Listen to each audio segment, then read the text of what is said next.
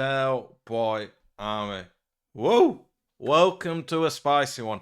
Sweatiest weekend league of FIFA 21 so far. Premier League, team of the season rewards, and we hit the big 30-0. I'm excited for this video. I'm going to get into the tactics, show you some of the gameplay, talk you through my team, explain to you how we hit the 30-0. But first, I need to give a big shout out to my man Jamboo. Make sure you go subscribe to him, check out his videos over on his YouTube channel, Jamboo FIFA. My best friend in FIFA, top bloke, very good player. He's at plenty of 30s this year as well. He inspired me this week. I was 8-0 and I was playing the 4-4-2 second variation. And honestly, it's good. I don't think it's negative, but I just weren't having that much fun. And I was 8-0 on like Sunday afternoon and thinking, I'm not even that bored about carrying on. I stopped at 9-0 last week. I find this game quite boring at times. And I was 8-0 and weren't going to play anymore. When Jamboo messaged me and said, oh, how's your weekend league? I explained to him, and he said, like, you should finish it. Like, at the end of the day, it's team of the season rewards, chance to earn a lot of coins. So I was like, okay, fair enough. We'll give it a go. And he gave me these tactics of his to use. 4-3-1-2.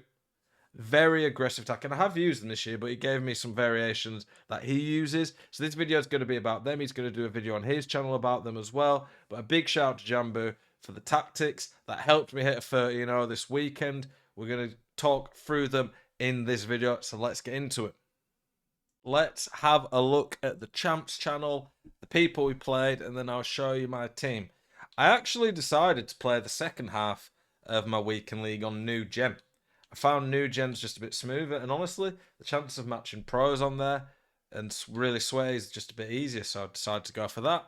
I found the new gen gameplay just a bit better as well. So we played some decent players there, quite a few elites in there. That was a really sweaty game. You can see quite comfortable. Didn't really play anyone really high ranked, to be honest, but a lot of people who hit elite. And yeah, it tended to be pretty smooth. That guy was a good player. He scored his only shot on target, but it was pretty tough game. Mix of home and away matches. Let's show you the team we got. And by the way, the rewards. Where do you actually see it? You click here. The rewards you can see. 5 player picks. So I'm going to get 5 Premier League team of the seasons. Hopefully someone really good in that. Apparently it's Ultimate La Liga coming up, but it is Premier League for this week. And 4 Jumbo rare player packs, is it? I get. Yeah, I'm going to get 4 Jumbos as well, so hopefully someone pretty good in that. Let's show you the team that we used, though. So we had Neuer in net. Neuer's obviously an animal. He's fast off his line. He's got 99 on all the keeping stats, basically. I love him. He comes out for crosses. He's a beast. My favourite keeper I've used this year by far. You'll see when I show you the tactic itself as well. But I had Davies at left back. Davies is generally a bit wasted at fullback on this game, but in the 4-3-1-2, one of the reasons it's so good at attacking is you need width. And in any formation on FIFA, you do need width, but you don't get it on this formation naturally. So I get the left back and right back to attacking it. And when I do, I get a lot of width. And Davies excels there because he's so good. Davies can play anywhere. He's probably best positioned to play him would probably centre mid. But at left back, when he's overlapping and attacking, he's still really good. Zambrotta plays right back. He's got a 5-star weak foot, so he can do that. Wan-Bissaka and Mukiele were absolutely crazy. 2 of the best centre-backs I've used this year. Playing them as full-backs, because I've got 4 full-backs playing in my defence. Those 2 are absolutely crazy. Wan-Bissaka's absolutely going. Like, the guy's just insane. Rooney was my middle centre-mid. Like the holding one. He can do a bit of everything, obviously. The engine just makes him better all round on the ball. De Bruyne and Vardy were my outside centre mids. With De Bruyne, if I was playing him in attacking position, I'd probably go for a shadow or maybe even a hunter to give him 99 finishing and a bit more pace. But in centre mid, where he's getting a bit more 50-50s, I went for the anchor. Vardy, honestly, his defending's not great, but it's usable. He's rapid. He's got the weak foot. He can do a bit of everything. And I make him an engine just to make him a bit better on the ball. Sterling's a fantastic cam with his 5-star weak foot. He's got the pace. His finishing, passing, dribbling's all insane, especially with a dead eye. Like, if you look at his stats there, he's got 99 excel, movement, finishing, shot power, vision, short pass, and near 99 on dribbling, agility, and balance. Like, this guy's one of the best cams in the game, honestly. The GOAT of the team, you wouldn't think it. You'd think it'd be Cantona, but it's Kent. Look at Kent's record for me. Him and Cantona up front. This Kent's just ridiculous. One of the best players I've ever used this year. Can just do everything. Crazy card, 5-star, 5-star. Then Cantona is the other one. The team just felt absolutely insane. Rarely went behind in a game this weekend. And obviously, with the Premier League Team of the Season rewards coming, we're going to get some pretty good boosts. Let's get into the tactic itself. Okay, here we are with the actual tactics that you are all here for. So, you obviously have your whole game plan. I normally have played 4-4-2 this FIFA. I've always played 5-3-2 as my get back into the game ultra attacking tactic, and 4-2-3-1-2 as my see out a game. Generally, then I have a defense for attacking. Before earlier this FIFA, I kind of played a slightly more negative in the defensive, and then a press after possession loss in the attacking. But now I only really use one of them because I just always really play 7 depth press after possession loss now. If you struggle with switching and marking through balls, then you might struggle with this. But honestly, 7 depth on this game is broken. And broken in a way that is good for you, bad for your opponent. And if something's bad for your opponent, you're doing something right. The 7 depth turns your defense so they do auto offside traps. And by this, I mean the game will do offside traps for you.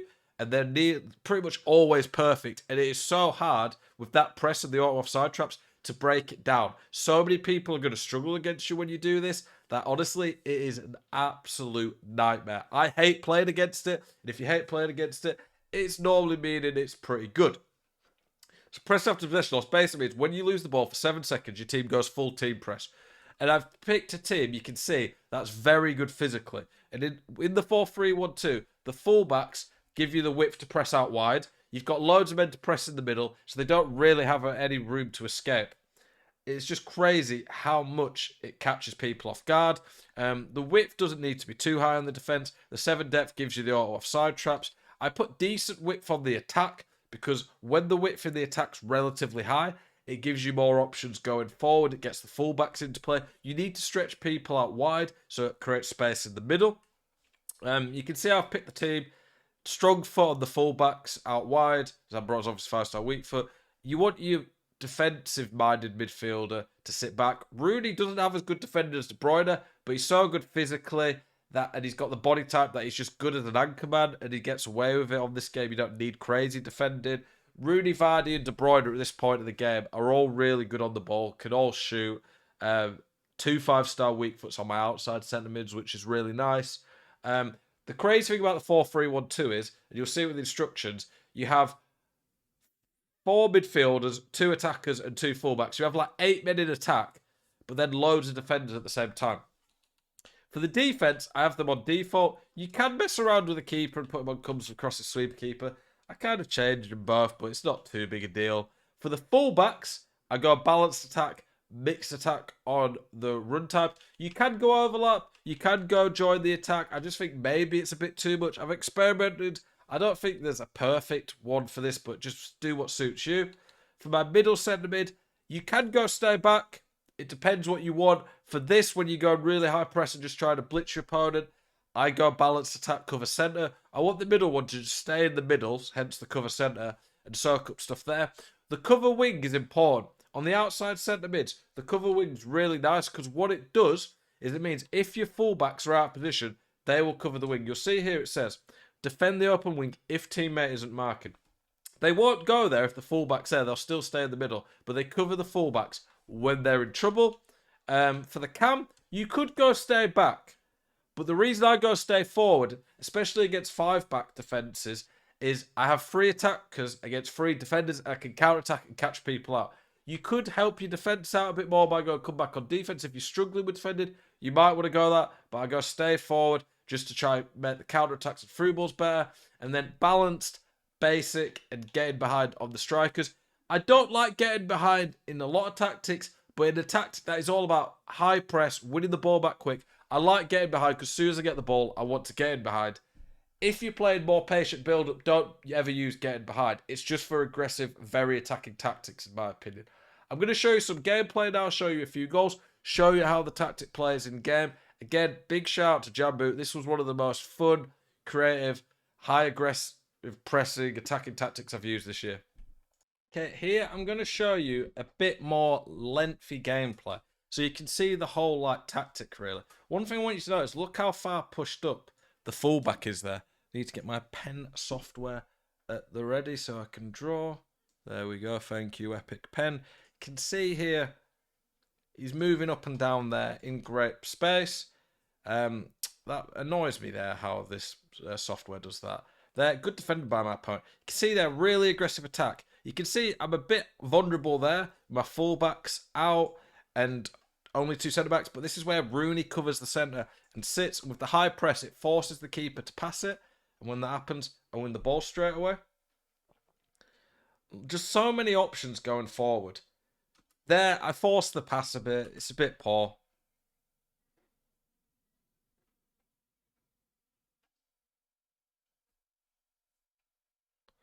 This is where the issue can come where you get counter-attacked. So I am showing you the weakness of this tactic at this point. There, I probably just don't commit fully to the tackle. Here, good defending by me. And then I think the gameplay of that bit was a bit bad. Turned and did the pass. I didn't really want it to do that. There, with the header. Again, bad gameplay. There, though, I do know better. I should just take a bit more time on it. And then this is crazy. The direction on it makes crazy. And I go 1-0 down. So I wanted to show you the defensive frailties that this tactic can have. I don't often show that in tactics, but this tactic, whilst it is so good, and it is broken in ways and one of the best formations, very attacking, very high press, can dominate opponents, it can be a bit vulnerable in that way, so you do have to watch that. Okay, we've got a goal coming up here, a bit more lengthy gameplay again, so you can see you do get in this position quite often. You do have to switch and cover the defending quite well. Good aggressive defending there. It's why I like Wan-Bissaka and Mukiele. They're so good at the pace, agility, being able to turn. Now we just have so many options. Davies here, even though I don't end up using him, look at the width he gives me. And he just forces that fullback to be pinned out wide. Gives me more space around here. Cantona now there, floating around, giving me options. Pass to him. De Bruyne from outside centre mid with the overlap. And it ends up being a nice goal. Having centre mids who can shoot and attack like that really does make a big difference. There, overlap. This is one thing you want to look for all the time in this tactic. Look for the overlaps. The fullbacks overlapping. The centre mids overlapping. Use the hold-up play. Having someone like Cantona can hold up as particularly is very nice. Hold it up in the middle. Look for the overlaps. Overwhelm your opponent. And then they just don't know what to do with it. So many people don't know how to defend when you have so many options that you end up getting lots of goals like that. Okay, here I'm showing you from a kickoff. This is a tactic some people do from kickoffs. And when they have a big player like Lewandowski or CR7 who's very good in the air, it can be annoying to deal with. So he does it there. He passes back. He sent Lewandowski on a run. That way you can't even see him on the screen. And then they just chip it through. What you need to do is you need to switch to the centre-back and be ready to head it. If you can't switch quick enough, one way to stop it is bring the keeper out and spam off side traps. But yeah, very annoying. Sweaty tactic people do. Now, I'm going to use the width. I use the fullback, go straight here. And now he's overcommitted there, allowed Kent to get in. And from that position, just do a little pass, dink it in, and it's a nice, easy finish at the near post. There, we've turned a counter-attack. Look, just look at it. It annoys me that this is even a thing that people try. But we turn that into 46-0 when we get the ball. See how quickly we score. Using width is so important because it creates so much space in the middle. I've pulled his Smalling out there by using width. Create space, and in less than 2 in-game minutes, we've scored a goal. I love this tactic. You can see how aggressive in the face it can be. It is a bit vulnerable if people get past the press, but a lot of the time people just really struggle to get out of it. The width's really good. The amount of options you've got with the overlapping runs. It's fun. It's creative. It's going to help you get results. Just make sure you're good at switching and you cover the runs in behind. Appreciate you guys watching this video. Appreciate Jamboo for the tactics. Check his channel out. Subscribe to this channel. More content coming your way this week. Appreciate you guys. Keep it spicy.